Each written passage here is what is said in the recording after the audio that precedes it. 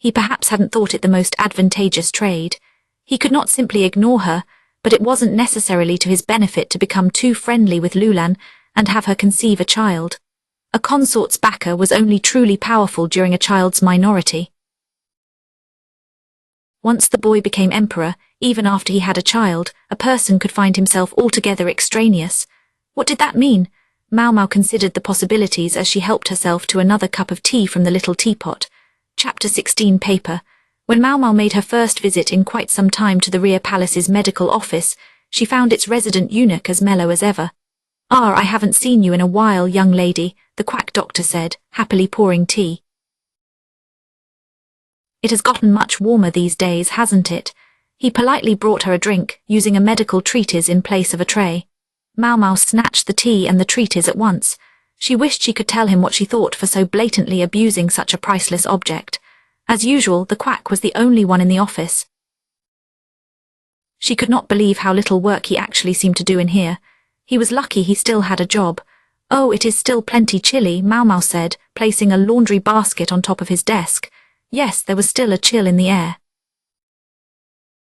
The cold was strong enough to make the butterbur leaves hesitate to unfurl. Perhaps the doctor simply felt warmer because he was so plump. Maomao needed to gather plenty of herbs as the new season began. However, there was something she wanted to do before she started collecting them, and that is what had brought her here today. This wouldn't normally have been an urgent task, but she was who she was and the doctor was who he was. "Gracious young lady, you only just got here. What are you doing?" the doctor asked as Maomao pulled something out of the laundry basket. What a question! From the basket, Maomao produced a set of cleaning supplies and as much bamboo charcoal as she had been able to stuff in there. "We are going to clean this room," her eyes flashed. Apparently 2 months of Su'en's discipline had rubbed off on her. With nothing to do in the Jade Pavilion, Maomao had come to the one place where she had almost free reign. She'd always thought the medical office was a bit of a pigsty. Now the fire was lit and there was no putting it out. "How's that?" the doctor asked, but his sudden frown couldn't save him. The quack wasn't a bad person. Indeed, he was quite kind-hearted. However, Maomao knew that being good at his job was a separate matter. The next room from the main office held cabinets filled with medicines. 3 walls towered high with drawers. It was a veritable paradise on earth for Maomao, but it wasn't all joy and sunshine. Yes, there might be a great many medicines there, but it was the quack who got to use them. Those he did not use regularly would get dusty, or might be eaten by bugs. Then there was a dried herb's greatest enemy, humidity. Let your guard down for just a moment and the materials would begin to rot. The warmer it became, the more humid things would get. They needed to clean everything now before that happened, or it would be too late. It was not that Maomao particularly enjoyed cleaning. She did not have any special reason to help out here. Often when she visited the medical office, it was simply to pass the time. But still, she felt she must. A sense of duty pulsed within her. She had a nagging feeling that she'd been thoroughly corrupted by Su'en. "You don't have to do all this, young lady," the doctor said. "Surely someone else can take care of the cleaning." He sounded deeply unmotivated. The tone of his voice caused Maomao to look at him, almost as she normally looked at Jinshi. It was as if she were looking into a puddle full of mosquito larvae. "Heek," the doctor quivered right down to his loach moustache. Any gravitas he might have had vanished. Darn it, she chided herself, stop that. He might be a quack, but he was still her superior. She needed to appear respectful toward him at least. If she didn't, he might not offer rice crackers the next time she visited. There were many sweet snacks around the rear palace, but not enough salty ones. "We could ask someone else," Maomao said. "But what if they mixed up some medicines while they were working?" "What would we do then?" The doctor was quiet. It wasn't exactly proper for Maomao to show up at her leisure and decide to clean. However, he was quiet about that too. He could hardly chase her out. The doctor, who had been close with Su'eri, had indeed been punished for the missing thornapple, they had heard. Gaeshun believed the man was too talented to let go. He only suffered a reduction in salary. Maomao began working on the dusty shelves. She opened each drawer one by one and ran a cloth through them. She threw out anything that had obviously gone bad. Then she wrote the name of each item on a wooden tag. She placed the remaining medicine in new paper pouches and returned them to their proper places. Whenever a task required particularly strenuous activity, she got the doctor to do it. Her leg was still not completely healed. The doctor was a bit overweight anyway, so the exercise would be good for him. She observed that he certainly used fine paper here. Most paper used by people was low quality and disposable. Paper that would last a long time was too expensive for ordinary people. Commoners usually did their writing on wooden strips. There was a lot of firewood available, and much of it was already cut thin enough to start a fire. That is what the people used. When they were finished with it, it also served as a convenient source of firewood. The nation had once exported paper.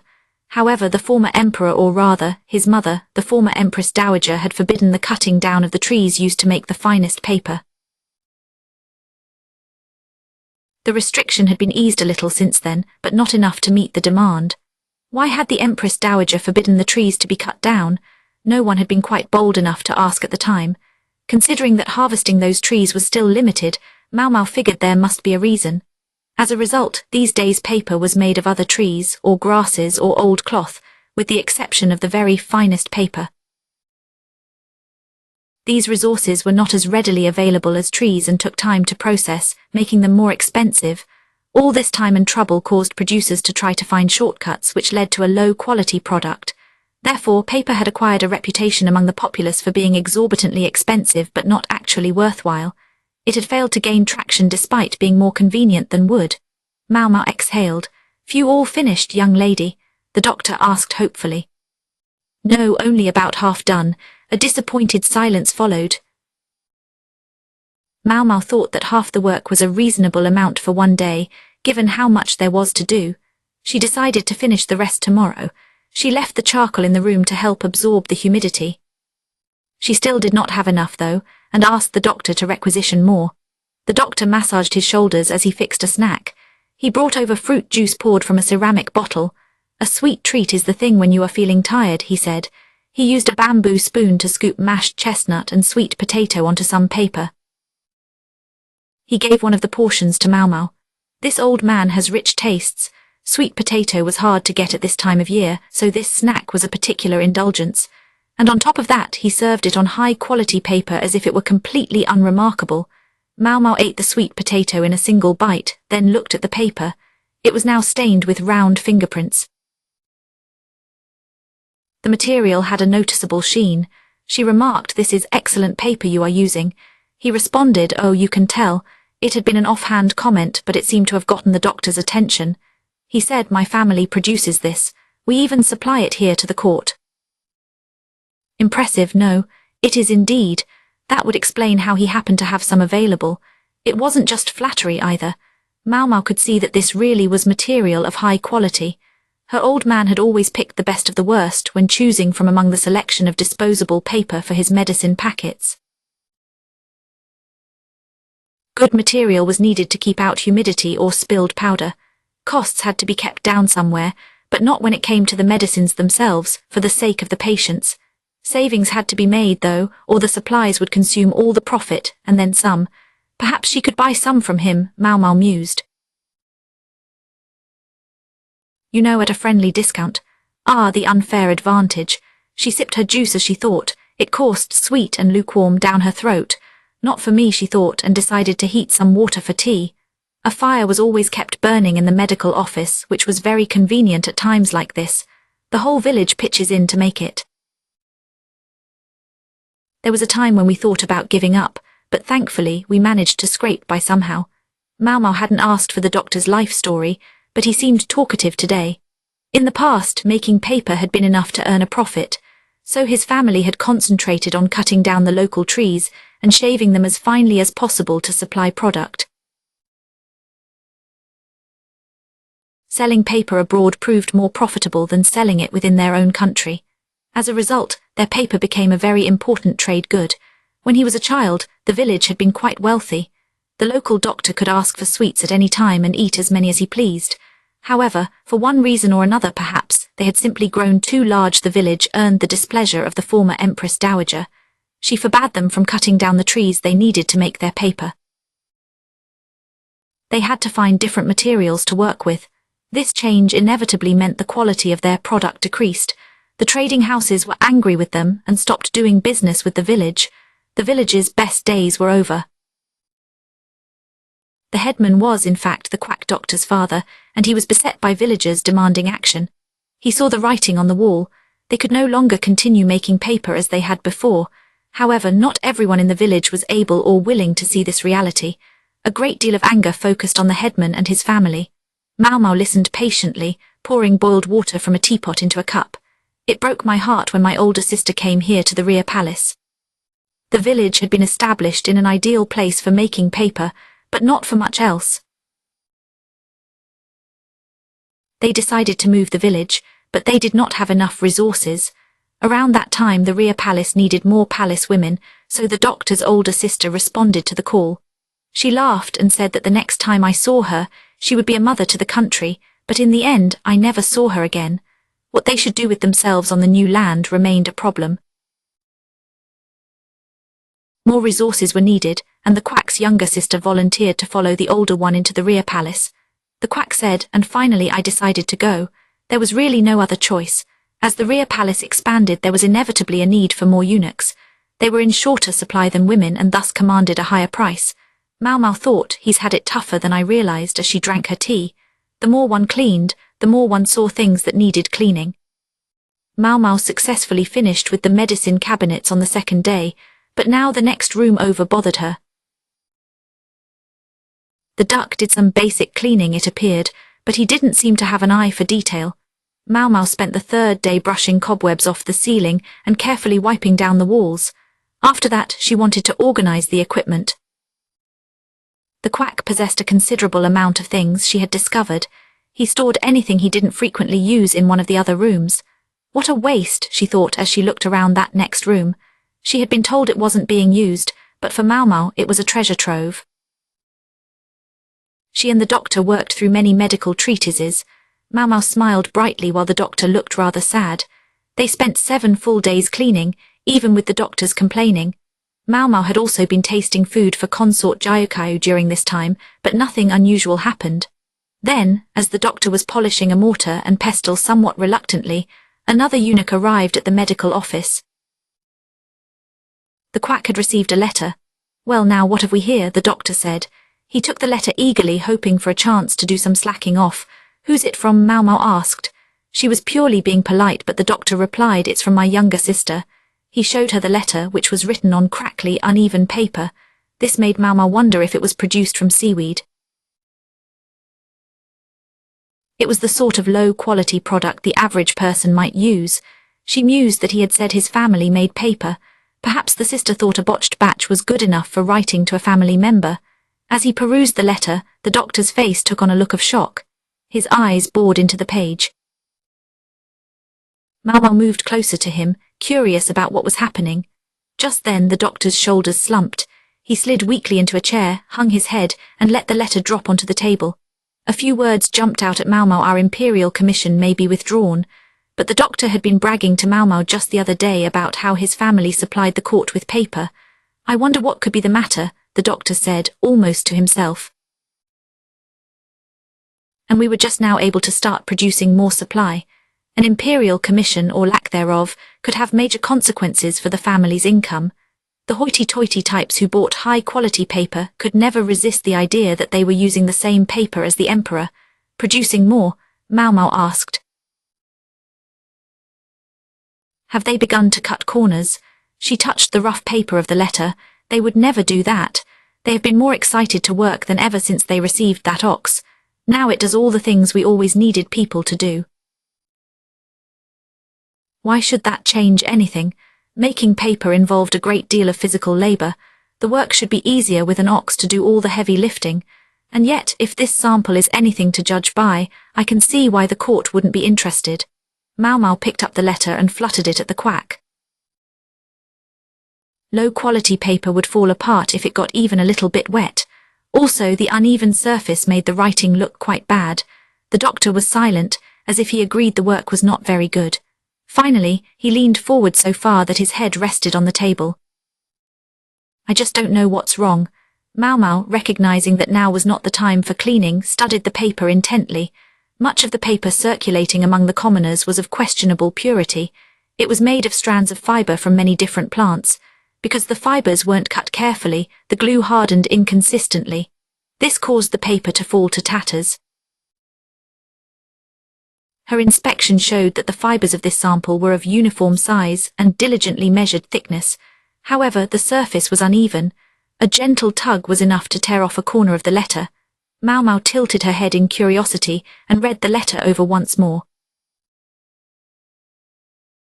The text stated the family continued to use the traditional methods for making the paper. They also used the same materials as always. The younger sister asked her brother for advice on what to do. Sadly, the half-man who was her brother seemed to have no ideas. She mentioned their time-tested way of making paper. Exactly what methods do you use? Maomao finished drying the mortar and pestle and returned them to the shelf.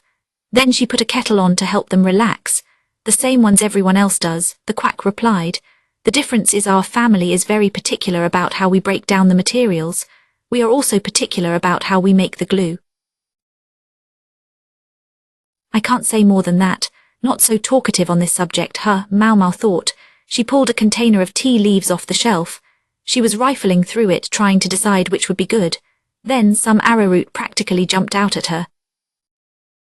She grabbed it and tossed it in a teacup. Then she put the kettle back on the fire to boil. Are you also particular about your water? She asked. We use spring water. It is heated to a very precise temperature to get the glue to set just right. I cannot tell you more though. That is a trade secret. That was the quack doctor she knew, Maomao thought as she set down another teacup. She filled it with hot water, then stirred it carefully with a spoon before it could cool, producing a viscous gruel. Arrowroot tea. And the glue, do you boil it with water left over from washing rice?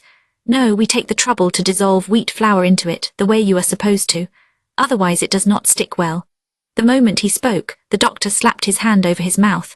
But it made little difference to Maomao whether they used rice water or wheat flour or whatever else. She set the arrowroot tea before the doctor. In that case, where do you keep the ox? She asked. I'm afraid I do not know, he said. He looked at her as if to ask why arrowroot, but he nonetheless began to drink the hot liquid. The substance stuck to the teacup, making it tricky to drink. Young lady, I believe you have mistaken the proportions here. It is impossible to drink this. Maomao passed him a spoon. My apologies. I am happy to tell you how to make it drinkable. Want to give it a try? What should I do? Maomao placed the spoon briefly in her mouth, then stuck it into the tea and stirred vigorously. She did it again and then again. Somewhat uncouth, the quack remarked with a frown, but he did as she showed him. As he repeatedly put the spoon in his mouth and then stirred, a change began to take place. It is getting less starchy, he observed. I should think so. In fact, it is practically watery now. The doctor looked quite impressed. Arrowroot and glue are rather similar, Maomao offered. I suppose you could say that. I wonder if saliva thins out glue the same way it does arrowroot. Indeed, the doctor's mouth opened. Indeed what? He wasn't as quick on the uptake as Maomao would have liked. I'm practically rubbing his nose in it, she thought, but she decided to give him one more hint. Oxen, she believed, produce a great deal of slobber. Yes, now that you mention it, I suppose that's true. What if you were to find out where the ox is drinking its water? Just to be sure, Maomao resolved not to say anything further. She cleaned up the teacups and promptly went back to the jade pavilion. The quack must have finally caught on, for he dashed off a letter and hurried out of the medical office to send it. Maomao contemplated what she would do when she was done cleaning, but it is when things seem most quiet that disaster often lurks. Chapter 17, How to Buy Out a Contract. So, how much does it cost to buy out a courtesan's contract? Lihaku asked. He and Maomao were sitting in the room that connected the rear palace to the outside world. When Maomao heard Lihaku's question, her mouth dropped open. She had assumed he had some new information for her about the incident, since he summoned her personally rather than sending a letter. But this was what he wanted to know. She just knew he was a big, dumb mutt. Lihaku clutched his head. Finally, unable to take it any more, he pounded the desk between them and exclaimed, You've got to tell me, young lady. The eunuchs guarding the entrances on either end of the room observed the commotion. They clearly considered the entire thing a headache. Evidently, on a recent visit to the verdigris house, Lihaku had heard some talk of someone buying out one of the lady's contracts. One of the 3 princesses, no less. Lihaku was very passionate about pairing one of the princesses and couldn't let the subject go. There are many answers to that question, Maomao said. For one of the very best courtesans, perhaps. I hear you, Maomao said, studying him from under her lidded eyes. She asked a guard for a brush and an inkstone. Lihaku gave her some paper. The market price can change quickly, so this is just an estimate, she said. Then she wrote the number 200 on the paper. This was approximately the amount of silver an average farmer could earn in a year. A nice, inexpensive courtesan could be purchased for about twice that amount. Lihaku nodded in agreement. That does not include celebration money, Maomao told him. A courtesan's true buyout price depended on factors such as how much time remained on her contract and how much money she might earn during that time. However, one could also end up paying almost double the buyout price on top of the initial cost.